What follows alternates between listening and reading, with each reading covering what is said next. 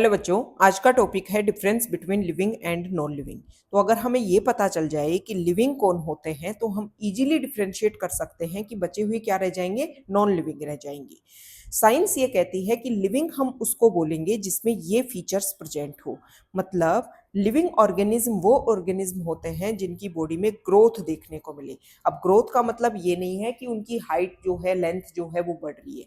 इसमें भी आपको फोकस करना है कि लिविंग ऑर्गेनिज्म उनको बोला जाता है जिनकी बॉडी में इंटरनल ग्रोथ हो।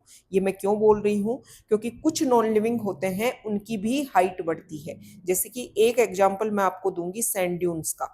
अगर आप वेस्टर्न राजस्थान में कभी गए हैं तो आपने रेत के टीले देखे होंगे। तो विंड के थ्रू और रेत आती है और सैंड आती है, इसके ऊपर डिपोजिशन होता है और इसकी जो है वो क्या बढ़ जाएगी, हाइट बढ़ जाएगी। सेम ऐसे ही माउंटेन्स अगर आपने देखे हैं तो उन पे जब आइस जमा होती है, डिपोजिशन होता है आइस का, तो माउंटेन्स जो है उनकी भी क्या बढ़ गई, उनकी भी ग्रोथ हो गई, उनकी भी जो शेप है, साइज जो है वो चेंज हो गया है। लेकिन दोनों में डिफरेंस क्या है?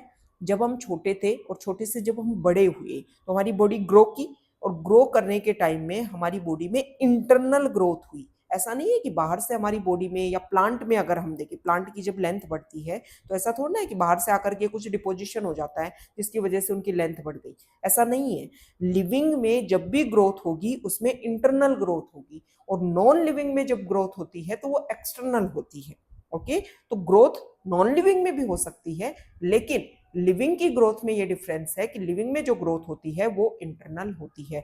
तो फर्स्ट हमने फीचर देख लिया जिसके बेसिस पर हम डिफरेंशिएट कर सकते हैं कि कौन तो लिविंग होते हैं और कौन नॉन लिविंग होते हैं।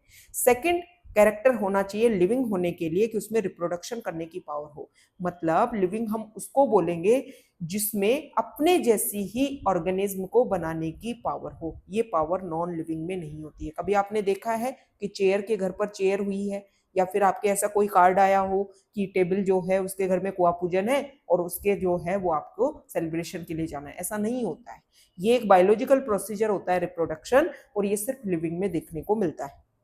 इसके अलावा लिविंग हम उसको बोलेंगे जिसमें रेस्पॉन्ड करने की पावर हो। मतलब मान लो कोई ऑर्गेनिज्म प्रेजेंट है, उसके आसपास के एनवायरनमेंट में कुछ भी चेंज हो रहा है, तो उसके अकॉर्डिंग अगर वो रिएक्ट कर रहा है, उसके अकॉर्डिंग उसकी बॉडी या खुद सेल्फ और कुछ रिएक्शन कर रहा है, तो मतलब वो लिविंग है, नहीं तो नॉन लिविंग है।